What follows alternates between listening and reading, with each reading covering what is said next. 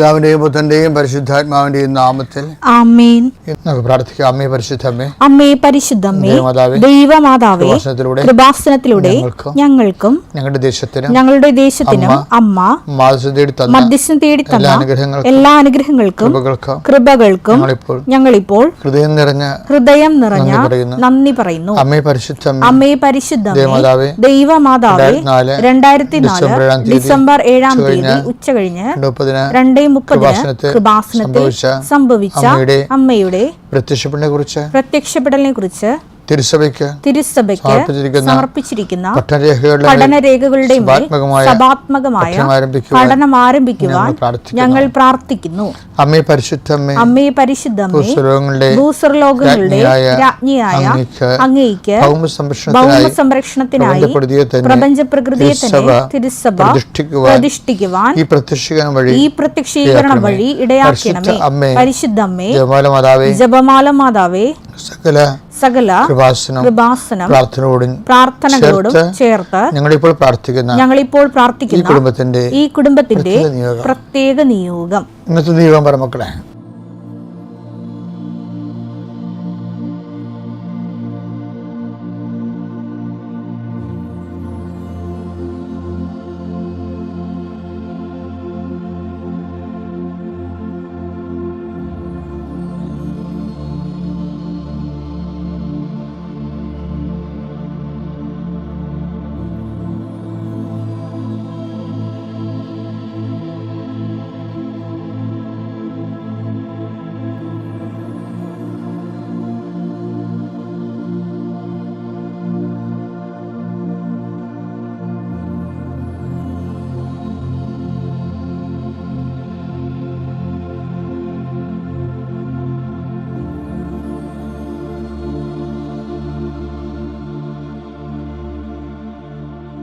അമ്മയുടെ പ്രത്യക്ഷീകരണത്തിന്റെ ഈ അനുഗ്രഹവേളയിൽ ഞങ്ങൾക്ക് സാധിച്ചു തരുവാൻ കനിയണമേ. ആമേൻ. വിശ്വാസ പ്രമാണം. സർവശക്തനായ പിതാവും ആകാശത്തിന്റെയും ഭൂമിയുടെയും സൃഷ്ടാവുമായ ദൈവത്തിൽ ഞാൻ വിശ്വസിക്കുന്നു. അവിടുത്തെ ഏകപുത്രനും ഞങ്ങളുടെ കർത്താവുമായ ഈശോ മിശിഹായിലും ഞാൻ വിശ്വസിക്കുന്നു. ഈ പുത്രൻ പരിശുദ്ധാത്മാവിനാൽ ഗർഭസ്ഥനായി കന്യകാമറിയത്തിൽ നിന്ന് പിറന്ന് പൊന്തിയോസ് പിലാത്തോസിന്റെ കാലത്ത് പീഡകൾ സഹിച്ച് കുരിശിൽ തറയ്ക്കപ്പെട്ട് മരിച്ച് അടക്കപ്പെട്ട് പാതാളങ്ങളിൽ ഇറങ്ങി മരിച്ചവരുടെ ഇടയിൽ നിന്ന് 3-ാം നാൾ ഉയർത്ത് സ്വർഗത്തിലേക്ക് എഴുന്നള്ളി സർവശക്തിയുള്ള പിതാവായ ദൈവത്തിന്റെ വലതുഭാഗത്തിരിക്കുന്നു. അവിടെ നിന്ന് ജീവിക്കുന്നവരെയും മരിച്ചവരെയും വിധിക്കുവാൻ വരുമെന്നും ഞാൻ വിശ്വസിക്കുന്നു. പരിശുദ്ധാത്മാവിലും ഞാൻ വിശ്വസിക്കുന്നു. വിശുദ്ധ കത്തോലിക്കാ സഭയിലും പുണ്യവാന്മാരുടെ ഐക്യത്തിലും പാപങ്ങളുടെ മോചനത്തിലും ശരീരത്തിന്റെ ഉയർപ്പിലും നിത്യമായ ജീവിതത്തിലും ഞാൻ വിശ്വസിക്കുന്നു. ആമേൻ. ഞങ്ങളുടെ പിതാവേ, അങ്ങയുടെ നാമം പൂജിതമാകണമേ. അങ്ങയുടെ രാജ്യം വരണമേ. അങ്ങയുടെ തിരുമനസ് സ്വർഗത്തിലെ പോലെ ഭൂമിയിലും ആകണമേ. അന്നു വേണ്ടുന്ന ആഹാരം ഇന്ന് ഞങ്ങൾക്ക് തരണമേ. ഞങ്ങളോട് തെറ്റ് ചെയ്യുന്നവരോട് ഞങ്ങൾ ക്ഷമിക്കുന്നത് പോലെ ഞങ്ങളുടെ തെറ്റുകൾ ഞങ്ങളോടും ക്ഷമിക്കണമേ. ഞങ്ങളെ പ്രലോഭനത്തിൽ ഉൾപ്പെടുത്തരുതേ, തിന്മയിൽ ഞങ്ങൾ രക്ഷിക്കണമേ. ആമേൻ. നന്മ നിറഞ്ഞ മറിയമേ, സ്വസ്തി. കർത്താവ് അങ്ങയുടെ കൂടെ സ്ത്രീകളിൽ അങ്ങ് അനുഗ്രഹിക്കപ്പെട്ടവളാകുന്നു. അങ്ങയുടെ ഉദരത്തിൻ ഫലമായി ഈശോ അനുഗ്രഹിക്കപ്പെട്ടവനാകുന്നു. പരിശുദ്ധ മറിയമേ, തമ്പുരാന്റെ അമ്മേ, പാപികളായ ഞങ്ങൾക്ക് വേണ്ടി ഇപ്പോഴും ഞങ്ങളുടെ മരണസമയത്തും തമ്പുരാനോട് അപേക്ഷിക്കണമേ. ആമേൻ. ഈ പ്രാർത്ഥനയിൽ പങ്കെടുക്കുന്ന അങ്ങയുടെ എല്ലാ മക്കളുടെയും ആവശ്യങ്ങളെ അങ്ങ് ഏറ്റെടുക്കണമെന്ന് പ്രാർത്ഥിക്കുന്നു. ദീർഘനാളായിട്ട് കർത്താവ് കാത്തിരിക്കുന്ന വിഷയങ്ങളുണ്ട് ഈശോയെ, അത് ഇന്ന് നിറവേറണമേ എന്ന് പ്രാർത്ഥിക്കുന്നു. വീട് പണി ആരംഭിക്കുന്നവരുണ്ട് ഈശോയെ, അതുപോലെ എല്ലാ വിവാഹ ആലോചനകൾ ആരംഭിക്കുന്നവരുണ്ട്, ഉപരി വിദ്യാഭ്യാസം ആരംഭിക്കുന്നതിന് വേണ്ടി ശ്രമങ്ങൾ നടത്തുന്നവരുണ്ട്. അങ്ങനെ എല്ലാ ആരംഭങ്ങളെയും അങ്ങയുടെ തിരുസന്നിധിയിൽ ആശീർവാദത്തിനായി സമർപ്പിക്കുന്നു.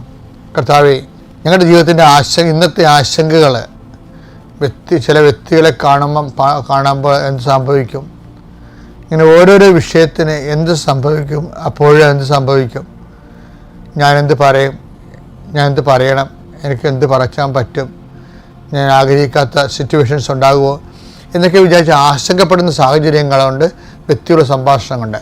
അതെല്ലാം കർത്താവിൻ്റെ നാമത്തിൽ ആശീർവദിക്കുകയും ദൈവത്തിൻ്റെ സാന്നിധ്യത്തിൽ ഉറപ്പുവരുത്തുന്നതിന് പരിശുദ്ധ ദേവമാതാവിനെ ഏൽപ്പിക്കുകയും ചെയ്യുന്നു.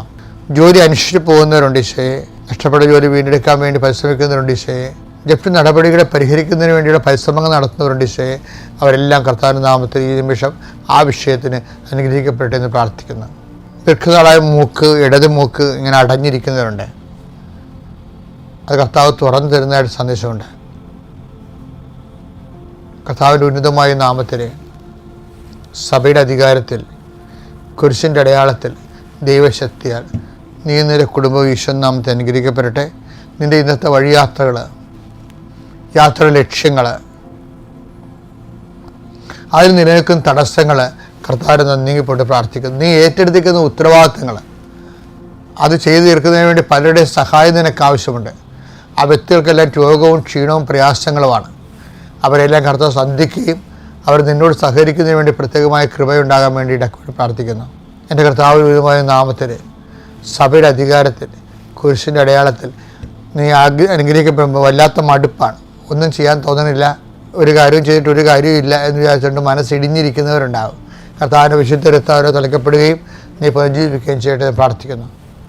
എൻ്റെ കർത്താവിൻ്റെ ഉന്നതമായ നാമത്തിൽ, സഭയുടെ അധികാരത്തിൽ, കുരിശിൻ്റെ അടയാളത്തിൽ, ദൈവശക്തിയാൽ ഇന്നത്തെ ദിവസം നീ കണ്ടുമുട്ടുന്ന വ്യക്തികൾ, പോകുന്ന വഴികൾ, ചെയ്യുന്ന കാര്യങ്ങൾ, ഇടുന്ന ഒപ്പുകൾ, എഴുതുന്ന എഴുത്തുകൾ, സംസാരിക്കുന്ന സംസാരങ്ങൾ, ഫോണിലൂടെയുള്ള വിളികൾ, കമ്മ്യൂണിക്കേഷൻസ്, അതിനുള്ള റെസ്പോൺസ്, നിനക്കുള്ള പ്രതികരണങ്ങൾ എല്ലാം നിനക്ക് അനുകൂലമായി വരാനും കർത്താവിൻ്റെ നാമത്തിൽ ഞാൻ നിന്നെ ഈശോനാമത്തെ ആശീർവദിക്കുന്നു. ഏജൻസികൾ, കടകൾ, കമ്പോളങ്ങൾ, വ്യാപാരങ്ങൾ, വ്യവസായങ്ങൾ നടത്തുന്ന എല്ലാ തൊഴിൽ മേഖലയും കാർഷിക മേഖലയിലും അവിടെയുള്ള പ്രതിസന്ധികൾ യേശുക്രിസ്തു നീങ്ങിപ്പോട്ടെന്ന് കൽപ്പിക്കുന്നു. എൻ്റെ പ്രിയപ്പെട്ടവരെ, നമ്മളെപ്പോഴും ജീവിതത്തിൽ മേൽഗതി പ്രാപിക്കാൻ വേണ്ടി ആഗ്രഹിക്കുന്നുണ്ടെങ്കിൽ ദൈവവുമായിട്ട് കുറച്ചുകൂടി മെച്ചമായ റിലേഷൻസ്, ദൈവമായിട്ട് മെച്ചമായ റിലേഷൻസ് കീപ്പ് ചെയ്യാൻ ഉദ്ദേശിക്കുന്നുണ്ടെങ്കിൽ, പടക്കാരന് ആത്മാവ് വളരുക എന്നൊക്കെ പറയുമായിരുന്നു. പക്ഷേ ആത്മാവ് വളരുക എന്ന് പറയുമ്പോഴും നമ്മളെപ്പോഴും ശ്രദ്ധിക്കേണ്ട ഒരു വിഷയം എന്ന് പറയുന്നത്, ഓരോ കാര്യം ചെയ്യുമ്പോഴും അതുകൊണ്ട് ദൈവത്തിന് എന്ത് പ്രയോജനം, ഏറ്റവും വലിയ നമ്മൾ ഒരു വിഷയം ഡിസേൺ ചെയ്യാൻ, ഇപ്പോൾ ഡിസേൺമെൻ്റ് ഓഫ് ദി സ്പിരിറ്റ്, പ്രവർത്തനങ്ങളുടെ ഡിസേൺമെൻ്റ് ഇല്ലേ, വിവേചനം. ആ പ്രവർത്തനങ്ങളുടെ വിവേചനം ദൈവികമാണോ മാനുഷികമാണോ പൈശാചികമാണോ എന്നറിയാൻ വേണ്ടി ഉള്ള ഒരു നടപടിക്രമം എന്ന് പറയുന്നത്, ഇതുകൊണ്ട് ദൈവത്തിന് എന്ത് പ്രയോജനം എന്നുകൂടി. ഇപ്പോൾ നിൻ്റെ കുടുംബകാര്യമാകാം, ചിലപ്പോൾ നിൻ്റെ പഠനകാര്യമാകാം, ചിലപ്പോൾ നിൻ്റെ പരീക്ഷക്കാര്യമാകാം, ചിലപ്പോൾ നിൻ്റെ ആരോഗ്യ പ്രശ്നമാകാം, നിൻ്റെ തൊഴിൽപരമായ കാര്യങ്ങളാകാം. പക്ഷേ അവിടെയെല്ലാം നീ ഒരു ചോദ്യത്തിന് ഉത്തരവിടണം. മനുഷ്യൻ എടുക്കാത്തൊരു ചോദ്യമാണ്, എന്താണ് ഞാൻ ഇങ്ങനെ ചെയ്യുന്നത് കൊണ്ട് ദൈവത്തിന് എന്ത് പ്രയോജനം. അപ്പോൾ ദൈവത്തിൻ്റെ ഒരു പ്രയോജനം കണ്ടുപിടിച്ച് കഴിഞ്ഞാൽ പിന്നെ എന്താ പ്രശ്നം വെച്ച് കഴിഞ്ഞാൽ അതിന് ഒരു സീല് കിട്ടും. എന്താണ്? സ്വർഗത്തിൻ്റെ ഒരു സീല് കിട്ടും. ഉടമ്പടി എന്ന് പറയുന്ന സംഭവം നിലനിൽക്കണമെന്നില്ല. അത് ഇവിടുന്ന് എനിക്ക് കിട്ടിയത്, കാനായിലെ കല്യാണ വീട്ടിൽ അമ്മ അവിടെ പ്രസൻ്റായിരുന്നു. പ്രസൻ്റ് ആകുമ്പോഴും അവിടെ വീഞ്ഞ് തികയാതെ വന്നതുകൊണ്ട് ആണ് അവൻ്റെ അമ്മ ഈശോയോട് പറഞ്ഞത്. അതിൻ്റെ ഓരോ വാക്കിനും ഭയങ്കര പ്രാധാന്യമാണ്. വീഞ്ഞ് തികയാതെ വന്നതുകൊണ്ട് അവൻ്റെ അമ്മ ഈശോയോട് പറഞ്ഞു. ആ വാക്കെല്ലാം കറക്റ്റാണ്. വീഞ്ഞ് തികയാതെ വന്നത് ഭയങ്കര സീരിയസ് വിഷയമാണ്. ഈശോയുടെ അമ്മ ഒരു സീരിയസ് വിഷയമാണ്. ഈശോയോട് പറഞ്ഞു എന്ന സീരിയസ് വിഷയമാണ്. കാര്യം അമ്മയുടെ ഒരു വിഷയം എന്ന് പറയണത് how to introduce Jesus to the world. മറിയത്തിൻ്റെ വിഷയം അതായിരുന്നു. നമ്മളൊക്കെ പെട്ടെന്ന് മറിയത്തിൻ്റെ വിഷയം ആ കാനായിലെ കല്യാണത്തിൽ വെള്ളം വീഞ്ഞാക്കുന്ന അങ്ങനെ ഒരു ഉദ്ദേശവുമില്ല. അത് സെക്കൻഡറി പോലും അല്ല. ശരിക്കും പറഞ്ഞാൽ അമ്മയുടെ ഉദ്ദേശം എന്താണ്? ഈശോ ആരാണെന്നതിനെക്കുറിച്ച് അമ്മയ്ക്ക് നല്ല അറിവുണ്ട്. ഈ ഈശോനെ മനുഷ്യർക്ക് പ്രയോജനകരമായ രീതിയിൽ ദൈവത്തിൻ്റെ ഈ രക്ഷാകര സംവിധാനത്തിൻ്റെ പേരാ ക്രിസ്തു. അതിനെ ജനങ്ങൾക്ക് ജനകീയമായ രീതിയിൽ ശരിക്കും പറഞ്ഞാൽ ഈശോയെ ജനകീയവൽക്കരിച്ചതേ ഈശോയുടെ കുരിശുമരണവും ഉയർത്തുന്നതിനെ പോലല്ല. നമുക്ക് എല്ലാത്തിനും ഒരു അക്കാഡമിക് തലങ്ങളുണ്ടാകും, ഒരു സാങ്കേതിക ടെക്നിക്കൽ തലങ്ങളുണ്ടാകും, ഒരു ജനകീയ തലമുണ്ടാകും. ഇപ്പോൾ മൊബൈൽ നമ്മൾ ഇഷ്ടപ്പെടുന്നു, അത് ടെക്നിക്കൽ പെർഫെക്ഷൻ കൊണ്ടല്ല ഇഷ്ടപ്പെടുന്നത്, അത് നമുക്ക് പ്രയോജനമുള്ളത്. മനസ്സിലായില്ലേ? അത് ജനകീയം. മൊബൈൽ എങ്ങനെ ജനകീയമായി? 90 വയസ്സുള്ളവർക്ക് മൊബൈൽ ആവശ്യമുണ്ട്. ആ ടെക്നിക്കലി പെർഫെക്ഷൻ ആണല്ലോ പ്രശ്നം, അത് ആവശ്യമാണല്ലോ, അല്ലാതെ നമുക്ക് പ്രയോജനം ഇല്ലല്ലോ. പക്ഷേ പ്രാക്ടിക്കലി ഇമ്മീഡിയറ്റ്, എല്ലാ വിഷയത്തിനും ഒരു ഇമ്മീഡിയറ്റ് ചാർജിങ് ഉണ്ട്. അതെന്ന് വെച്ച് കഴിഞ്ഞാൽ അത് അതിൻ്റെ ജനകീയ വിഷയം എന്താണ്? അമ്മ നോക്കിയെന്ന് വെച്ച് കഴിഞ്ഞാൽ ഈശോനെ എങ്ങനെ ജനകീയമാക്കാം, 10 മനുഷ്യർക്ക് പ്രയോജനമുള്ള രീതിയിൽ എങ്ങനെയാക്കാൻ പറ്റും. അപ്പം അമ്മയ്ക്ക് അറിയാമായിരുന്നു. പരിശുദ്ധാത്മാവ് അമ്മയുടെ ഉള്ളിൽ ഇരുന്നുകൊണ്ട് എപ്പോഴും പറയുമായിരുന്നു, മേരി നിനക്ക് മാത്രമേ ഇൻട്രൊഡ്യൂസ് ചെയ്യാൻ പറ്റത്തുള്ളൂ, എനിക്ക് പറ്റത്തില്ല, പിതാവിന് പറ്റത്തില്ല. ഞങ്ങൾക്ക് പറ്റണത് ഈശോയെ മനുഷ്യാവതാരത്തിലാക്കാനേ പറ്റത്തുള്ളൂ. പക്ഷെ മനുഷ്യരുടെ മുമ്പിൽ പരിചയപ്പെടുത്തുക എന്നുള്ളത് വി കാൻ ഡു ഇറ്റ്, അത് നിനക്കേ പറ്റത്തുള്ളൂ എന്ന് പറഞ്ഞുകൊണ്ട് എപ്പോഴും പരിശുദ്ധാത്മാവ് ഇങ്ങനെ മേരിയെ ഇങ്ങനെ ഇൻട്രൊഡ്യൂസ് ചെയ്തുകൊണ്ടിരിക്കും. അപ്പോൾ അമ്മ ഒരു തക്കം നോക്കി അങ്ങനെ ഇരിക്കരുത്. അപ്പോഴാണ് കാനായിലെ കല്യാണത് ഒരു കഥയുമില്ലാത്ത കാര്യമാണ്. അവിടെ ഒരു അമ്മയ്ക്ക് കിട്ടിയ ചാൻസാണ് കച്ചിത്തുരുമ്പ് പോലെ. എന്താണ് ഈശോയെ ഇൻട്രൊഡ്യൂസ് ചെയ്യണമെന്ന് പറഞ്ഞുകൊണ്ട് ഇങ്ങനെ പരിവേഷം കൊണ്ട് നടന്ന ആളിനെ, ആക്രാന്തം പിടിച്ച് നടന്ന ആളിനെ പെട്ടെന്ന് കിട്ടിയൊരു അവസരമാണ് വീഞ്ഞ് ചെയ്യാതെ വന്ന കാര്യങ്ങൾ. യോഹന്നാൻ 2:3. അവിടെ വീഞ്ഞു തീർന്നു പോയപ്പോൾ, അപ്പോൾ അവിടെ വീഞ്ഞു തീർന്നു പോയപ്പോൾ യേശുവിന്റെ അമ്മ അവനോട് പറഞ്ഞു അവർക്ക് വീഞ്ഞില്ല. അത് വലിയ വിഷയമല്ലായിരുന്നു ശരിക്കും പറഞ്ഞു. അതുകൊണ്ടാണ് എനിക്ക് നിനക്ക് എന്താണ് ആ വീട്ടിൽ വീഞ്ഞ് നമ്മളെന്ത് ചെയ്യാനൊക്കെ ഈശോ പെട്ടെന്ന് ആ വിഷയത്തെ ഭയങ്കര എന്താണ് അതിൻ്റെ ഒരു നിരർത്ഥക തലമാണ് ആദ്യം പറയണത്. പിന്നെയാണ് അമ്മ ആ സ്റ്റേജിൽ തന്നെ നിന്നപ്പോൾ ഈശോയ്ക്ക് മനസ്സിലായി മദർ ഈ വിഷയത്തിൽ മാറുന്നില്ലെന്ന് മനസ്സിലായി. മദർ ആ വിഷയത്തിൽ മാറുന്നില്ലെന്ന് ഈശോയ്ക്ക് മനസ്സിലാകണം. അത് മദർ വേറെ ആരെങ്കിലും ആണ് നിന്നെങ്കിൽ മദറിൻ്റെ സ്ഥാനത്ത് നിന്ന് ഒക്കത്തില്ല. ഇപ്പോൾ പത്രോസാണ് ഹോൾഡ് ചെയ്യണമെങ്കിൽ പത്രോസ് ആ വിഷയത്തിൽ മാറുന്നില്ലെങ്കിൽ ഈശോയ്ക്ക് അത് ഡോണ്ട് മൈൻഡ്. പക്ഷെ മദർ മാറാതിരിക്കുമ്പോൾ ഈശോ പല രീതി ബൗണ്ടഡാണ്. ഹ്യൂമൻ എക്സിസ്റ്റൻസ് എന്ന് പറഞ്ഞ രീതിയിൽ കർത്താവിനൊരു മനുഷ്യാവതാരം കൊടുത്തതിൽ അത് നേർ പങ്കാളിയാണ് ഇവർ. അപ്പോൾ അവർ ആ സിസ്റ്റർ സ്റ്റേണായിട്ട് നിന്നത് കാരണം ഈശോ അത് സീരിയസ് ആയിട്ട് പിന്നെ എടുക്കേണ്ടി വന്നു ഈശോയ്ക്ക്. അപ്പോൾ എപ്പോഴും നമ്മൾ ഇന്ന് ഇല്ല ഈശോയെ സ്റ്റേണെന്ന് വെച്ചാൽ ആ വീട്ടിൽ വീഞ്ഞ് തീർന്നിട്ട് അവിടെ വീഞ്ഞുണ്ടാക്കി കൊടുക്കുക എന്നുള്ളതല്ല പ്രശ്നം. മറിച്ച് ആ ഒരു വകുപ്പെടുത്തുകൊണ്ട് ഈശോനെ ഇൻട്രൊഡ്യൂസ് ചെയ്യുക ലോകത്തിനെ. അതാണ് പിന്നീട് അത് പൗലോസ് മനസ്സിലാക്കാൻ എന്തുമാത്രം സമയമെടുത്തു അല്ലേ? പൗലോസ് ഈ പൗലോസും അമ്മയും തമ്മിൽ കണ്ടുമുട്ടിയിട്ടില്ല എന്തുണ്ടെങ്കിലും പൗലോസ് വർഷങ്ങൾക്ക് ശേഷം കണ്ടു മനസ്സിലാക്കിയതെല്ലാം ആദ്യം അതിൻ്റെ ബ്ലൂ പ്രിൻ്റ് ഇറക്കണ അമ്മയാണ്. എന്താണ് പൗലോസ് എന്താ പറയുന്നത്? യേശു ക്രിസ്തു എല്ലാമാണെന്ന് പറയും. കൊളോസ്യസ് 3:14. ഇവിടെ ഗ്രീക്കുകാരനെന്നോ യഹൂദനെന്നോ പരിച്ഛേദിതനെന്നോ അപരിച്ഛേദിതനെന്നോ അപരിഷ്കൃതനെന്നോ സ്ഥിതിയനെന്നോ അടിമയെന്നോ സ്വതന്ത്രനെന്നോ വ്യത്യാസമില്ല. പിന്നെയോ ക്രിസ്തു എല്ലാമാണ് എല്ലാവരിലുമാണ്. ഈശോയുടെ അമ്മയാണ് ആദ്യം കണ്ടുപിടിച്ചത് ക്രിസ്തു എല്ലാമാണെന്നുള്ളത്. അപ്പം അതുകൊണ്ട് എപ്പോഴും നമ്മൾ അമ്മയെപ്പോലെ ചിന്തിക്കണം. ഞാൻ ഈ വിഷയത്തെ ഏറ്റെടുത്തുകൊണ്ട് ഞാൻ പഠിച്ചതുകൊണ്ടോ എനിക്ക് വീട് കിട്ടിയതുകൊണ്ടോ എൻ്റെ ഉദ്യോഗം കിട്ടിയതുകൊണ്ടോ PR കിട്ടിയതുകൊണ്ടോ പെൻഷൻ കിട്ടിയതുകൊണ്ടോ ദൈവത്തിന് എന്ത് പ്രയോജനം? ആ ഒരു വിഷയം കൂടി നിങ്ങളെ അതാണ് എൻ്റെ ബൂസ്റ്റ് ചെയ്യണമെന്ന് പറഞ്ഞത്. അത് കണ്ടുപിടിച്ചു കഴിഞ്ഞാൽ അതിനൊരു നിങ്ങൾക്കൊരു ഉത്തരം പറയാൻ കൃത്യമായിട്ടുണ്ടെങ്കിൽ പെട്ടെന്ന് വിഷയത്തിൻ്റെ മേൽ കത്തുപിടിക്കും. ആ വിഷയം ദൈവം ഏറ്റെടുക്കും. അപ്പം കളമറിഞ്ഞ് കളിക്കുക. Thank you. തിരുക്കുമാരനുക്കും 1000 ഞങ്ങൾ നന്ദി പറയുന്നു. ഞങ്ങളിവിടെ വന്ന് ഉടമ്പടി എടുക്കാൻ കാരണം എൻ്റെ കയ്യിലെയും കാലിലെയും ഫസ്റ്റ് എൻ്റെ കാലിലെയാണ് അലർജി വന്നെന്ന് പറഞ്ഞാൽ കറുത്ത പാടുകളാണ് ആദ്യം വന്നത്. ആ കറുത്ത പാടുകൾ വന്ന് കാലിലെ മൊത്തവുമായിട്ട് എനിക്ക് ഒട്ടും നടക്കാൻ പറ്റില്ല. അപ്പോൾ ഞങ്ങൾ ഈ പയ്യനോട് ഞാൻ പറഞ്ഞു നമുക്ക് കൃപാസനത്തേക്ക് പോകാം, എന്നാലേ ഇത് മാറുകയുള്ളൂ എന്ന്. അപ്പോൾ ഇവർക്ക് വരാൻ അത്ര താല്പര്യം ഇല്ല. അങ്ങനെ വന്ന് എനിക്ക് ഭയങ്കരമായിട്ട് കൂടി ദേഹത്തായി. അപ്പോൾ ഞങ്ങൾ തൊട്ടടുത്ത ഒരു ആയുർവേദ ക്ലിനിക്കിൽ പോയി. ഇവർ തന്നെ എന്നെ കൊണ്ടുപോയി. എനിക്ക് നടക്കാനൊന്നും പറ്റത്തില്ല. ഇവരാണ് എന്നെ പിടിക്കുന്നത്. പിടിച്ച് എന്നെ കൊണ്ടുപോയി ക്ലിനിക്കിൽ കൊണ്ടുപോയി. ഫസ്റ്റ് ക്ലിനിക്കിലുള്ള ഡോക്ടർ ഒരു 10 ദിവസത്തെ മരുന്ന് തന്ന് ആ മരുന്നിൽ എനിക്ക് ഒട്ടും മാറിയില്ല. തിരിച്ച് ഞങ്ങൾ വീണ്ടും വീട്ടിൽ വരുന്ന ആൾക്കാർ പറയും ഇത് വേറെ ഹോസ്പിറ്റലിലേക്ക് കൊണ്ടുപോയി, ഇത് മാറില്ല, ഇത് ഭയങ്കരമായിട്ട് നിങ്ങൾക്ക് കൂടിക്കൊണ്ടിരിക്കുന്നതെന്ന് പറയും. പിന്നെ ഞങ്ങൾ എറണാകുളത്ത് ലിസി ഹോസ്പിറ്റലിലേക്ക് വന്ന് അവിടെ നിന്നും ഡോക്ടർ മരുന്ന് തന്ന് 10 ദിവസത്തേക്ക്. ഡോക്ടർ തന്നെ വല്ലാതെ പേടിച്ചു അത് കണ്ടിട്ട്.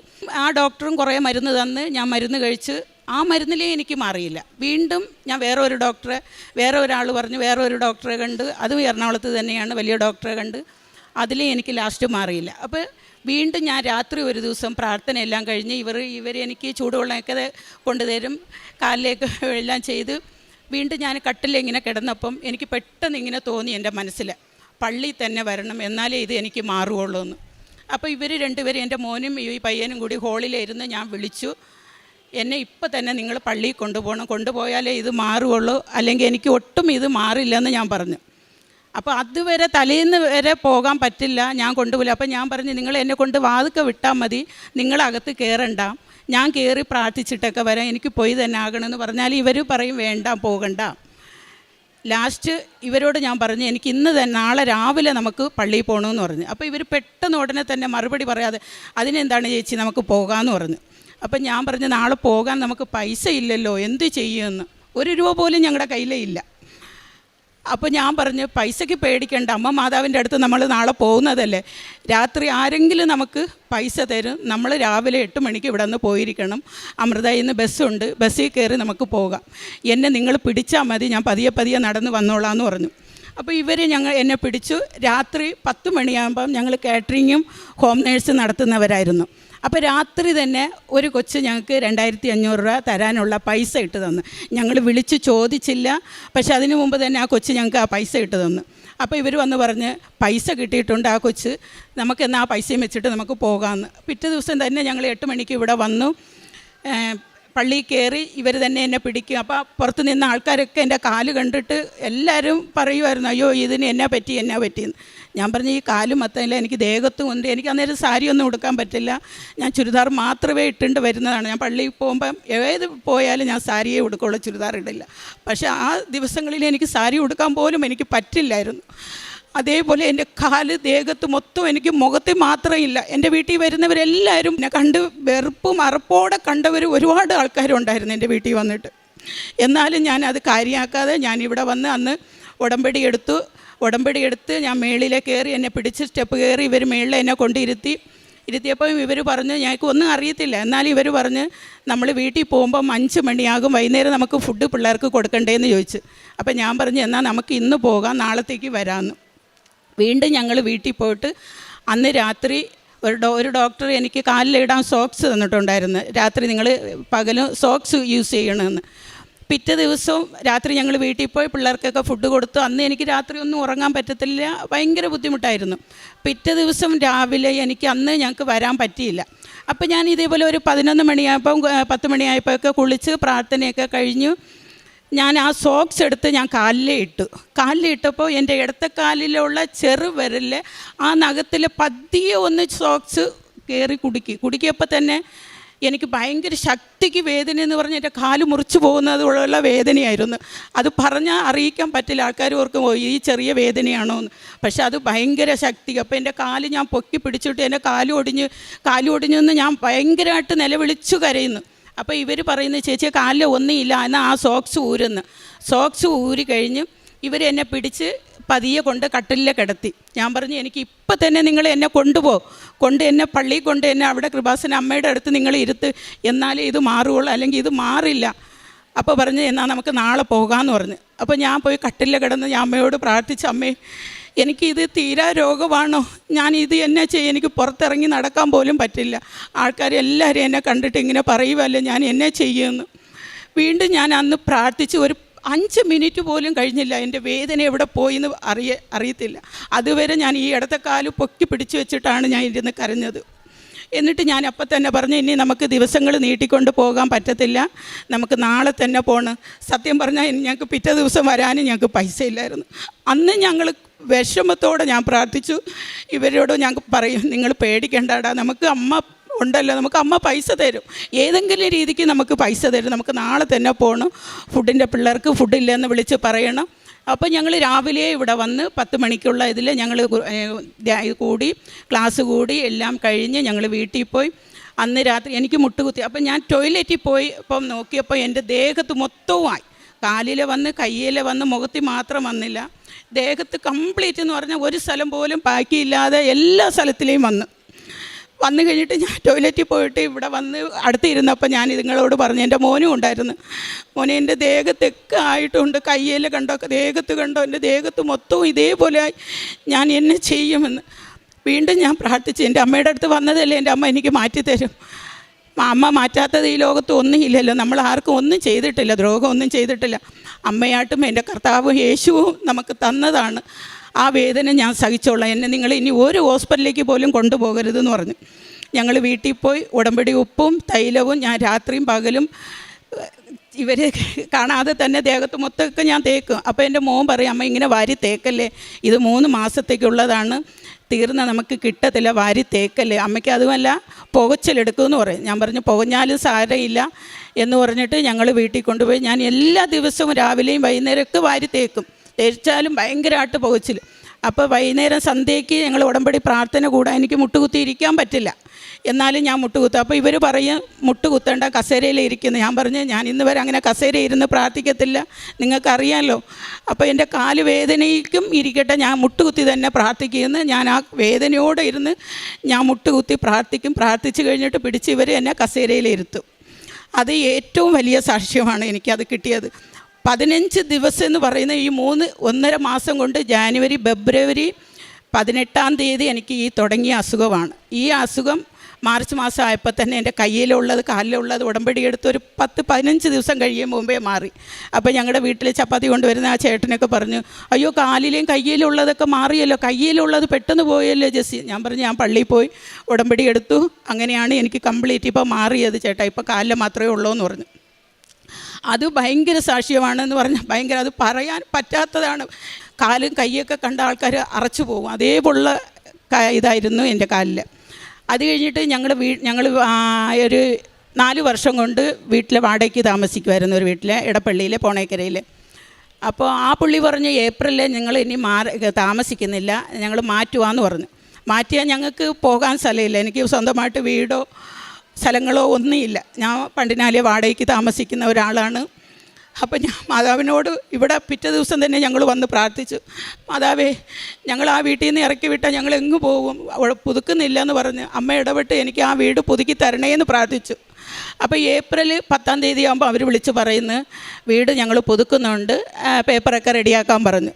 അപ്പോൾ 32,000 രൂപ വാടക കൊടുത്തിട്ടാണ് ഞങ്ങളത് പുതുക്കുന്നത്.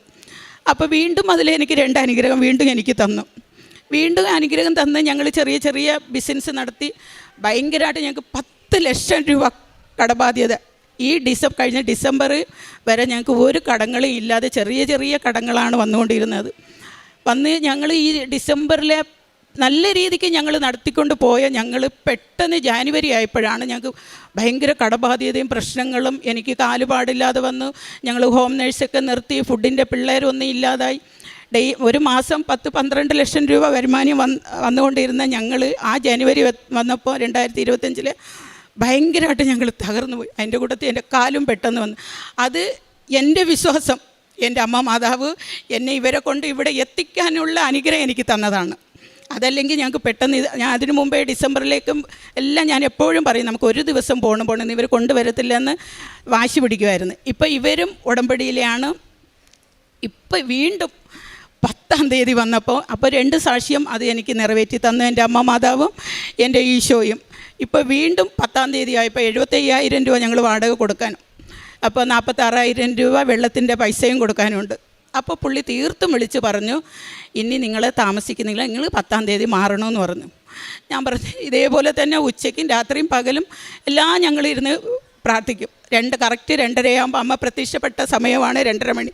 ഈ 2:30 മണിക്ക് എനിക്ക് കാലുപാടില്ലെങ്കിലും ഞാൻ മുട്ടുകുത്തിയിരിക്കും. മുട്ടുകുത്തി 1/4 മണിക്കൂർ ഞങ്ങളിരുന്ന് പ്രാർത്ഥനയും ബൈബിള് വായിക്കാനും വിശ്വാസ പ്രമാണം ചൊല്ലും, പ്രത്യക്ഷണ പ്രാർത്ഥന എല്ലാം ചൊല്ലി ഞങ്ങൾ 2 പേരും എൻ്റെ മകനുമായിട്ട് ഇരുന്ന് പ്രാർത്ഥിക്കും. മകനില്ലാത്ത സമയം ഞങ്ങളത് കറക്റ്റായിട്ട് ഞങ്ങൾ ആ 2:30ക്ക് ഞാൻ പ്രാർത്ഥിക്കും. അമ്മേ ഞങ്ങൾ ഇതുവരെയും കാത്തുരക്ഷിച്ചു. ഇനി ഈ 10-ാം തീയതി ഞങ്ങൾ എവിടെ പോകാൻ സ്ഥലമില്ല. വേറെ വീടെടുക്കാനുള്ള എനിക്ക് ഒരു വഴിയും ദൈവം എനിക്ക് കാണിച്ചു തന്നിട്ടില്ല.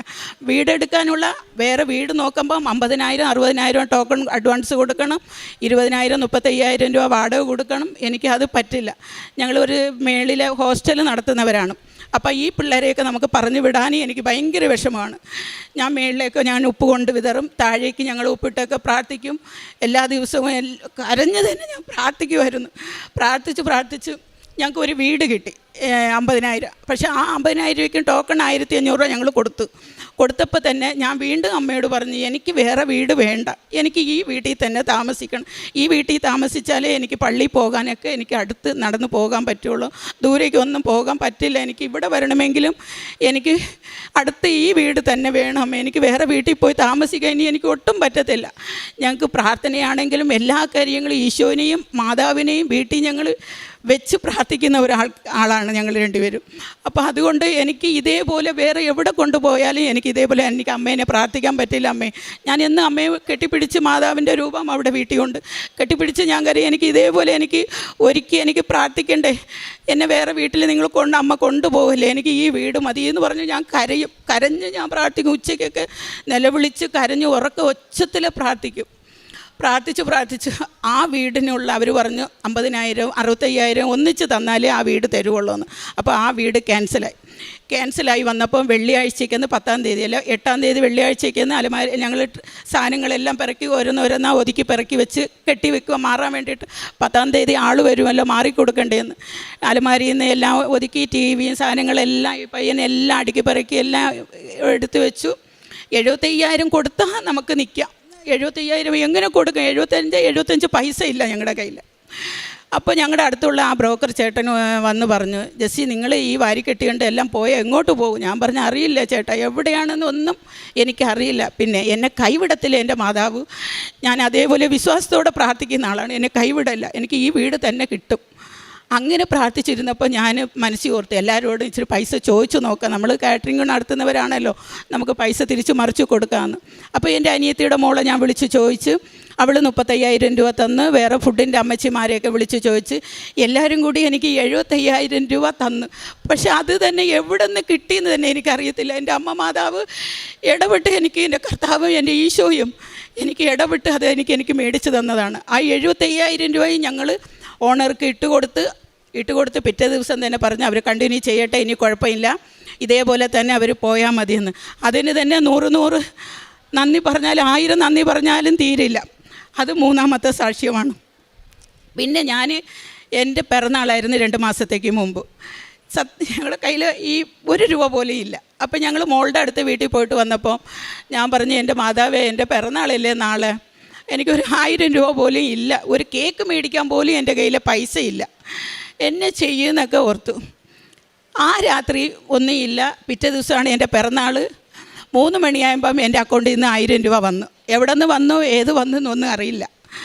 അപ്പം ഞാൻ പറഞ്ഞു, ഇത് എനിക്ക് 1000 രൂപ അമ്മ മാതാവ് എനിക്ക് തന്നതാണ്. ഞാൻ അടുത്ത് പോയി നിന്ന് കരഞ്ഞ് പ്രാർത്ഥിച്ചതല്ലേ, എനിക്ക് കേക്ക് മേടിക്കാൻ പോലും എനിക്ക് പൈസ ഇല്ല, ഒരു 1000 രൂപ കേക്ക് മേടിക്കാൻ തരണേന്ന്. അപ്പോൾ ഈ 1000 രൂപ എവിടെ നിന്ന് എനിക്ക് കിട്ടിയെന്നറിയില്ല, തന്നു. അപ്പം ഞങ്ങൾ എല്ലാ ആഴ്ചയും കാരുണ്യ പ്രവൃത്തി ഞങ്ങൾ ചെയ്യാൻ പോവും. കാല് പാടില്ലെങ്കിലും ഞങ്ങൾ പിടിച്ച് ഇവർ എന്നെ ഓട്ടോയിൽ കയറ്റി കൊണ്ടുപോകും. ഉടമ്പടി ഉപ്പും തൈലവും എല്ലാം ഞങ്ങൾ വീട്ടിലേയും വിതറും. കാരുണ്യ പ്രവൃത്തി പത്രം ഒരു മാസത്തിൽ ഞങ്ങൾ 2-3 പ്രാവശ്യം ഞങ്ങളിവിടെ വരും. കാലുപാടിലാണെങ്കിലും വന്ന് ഇവരെന്നെ കൂട്ടിക്കൊണ്ട് വന്ന് പത്രവും മേടിച്ച് ഞങ്ങൾ എല്ലാ ഹോസ്പിറ്റലിലേയും കയറി ഇറങ്ങി ഞങ്ങൾ കൊടുക്കും. ഹോസ്പിറ്റലിലൊക്കെ ഞങ്ങൾ ഫുഡ് കൊടുക്കും, ചോറ് കൊടുക്കും. പിന്നെ ഞങ്ങളുടെ അടുത്ത് ഒരു പാവപ്പെട്ട ഓട്ടോ ചേട്ടനുണ്ട്. ഓട്ടോ ചേട്ടന് ഞങ്ങളുടെ ഉള്ളതിലെ വീതം പുള്ളിക്ക് എല്ലാ ദിവസമാണെങ്കിലും ആഴ്ചയ്ക്കാണെങ്കിലും ഞങ്ങളുടെ കഴിഞ്ഞുള്ളത് കൊടുക്കും.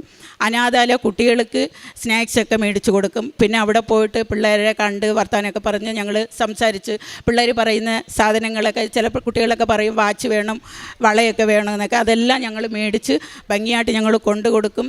ഇതുവരെയും ഞങ്ങൾക്ക് തന്ന എല്ലാ അനുഗ്രഹത്തിനും ഞങ്ങൾ ഈശോയോടും എൻ്റെ അമ്മ മാതാവിനോടും ഞങ്ങൾ നന്ദി പറയുന്നു.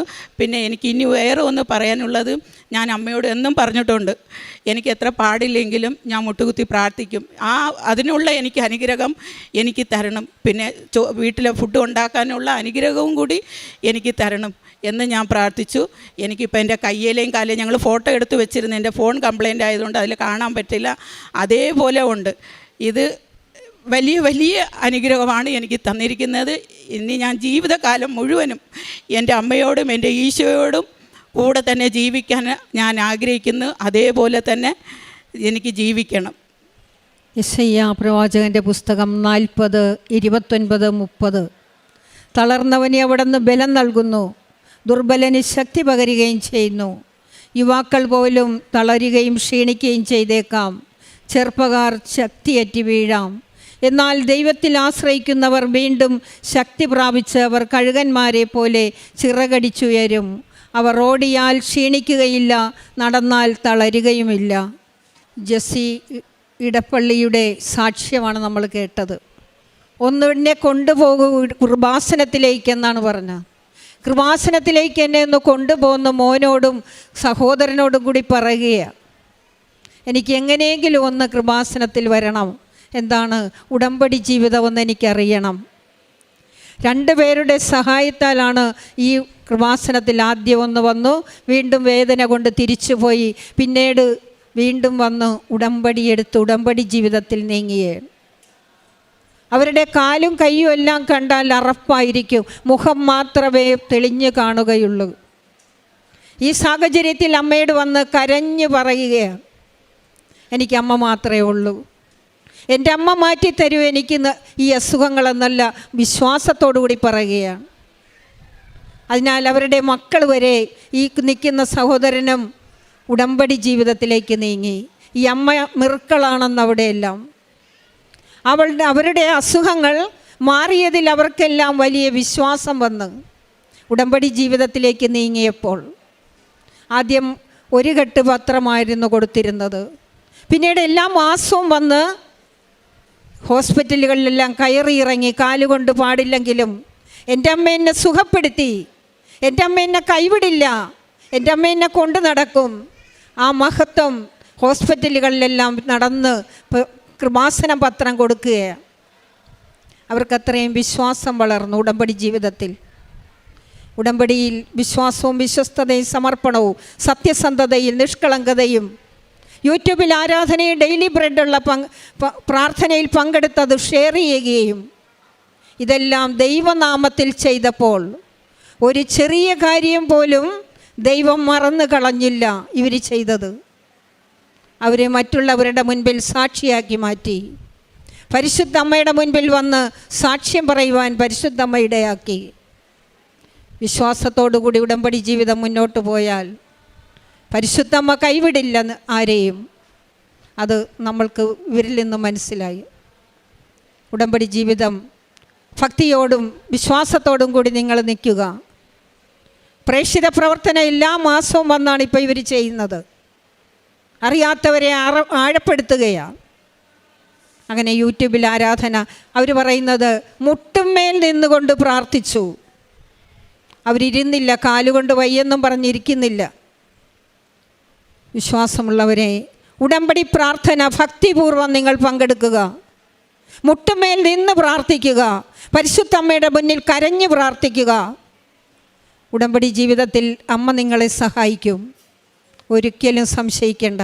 ഒരു ചെറിയ കാര്യം പോലും ദൈവനാമത്തിൽ ചെയ്താൽ ദൈവം അതിനെ നിത്യജീവനിലേക്ക് മാറ്റിത്തരും. അതിനെ മറുപടി ഉടനെ ദൈവം തരും പരിശുദ്ധ അമ്മ വഴി. ഇത്രയും വലിയ കൃപ ഇവർക്ക് പരിശുദ്ധ അമ്മ കൊടുത്തതിനെ നമ്മൾക്ക് കരങ്ങളടിച്ച് ഈശോയ്ക്ക് സമർപ്പിച്ചുകൊണ്ട് നന്ദി പറയാം.